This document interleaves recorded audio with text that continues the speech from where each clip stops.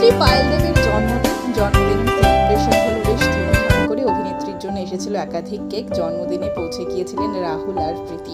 বিভিন্ন মুহূর্ত এলো প্রকাশ্যে, দেখা গেল অভিনেত্রী পায়েলকে কেক কাটতে তার প্রিয়জনদের মাঝে।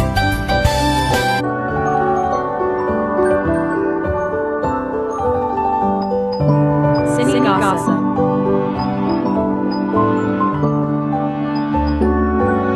বর্তমানে অভিনেত্রী পায়েল দেবকে দেখা যাচ্ছে দুলারি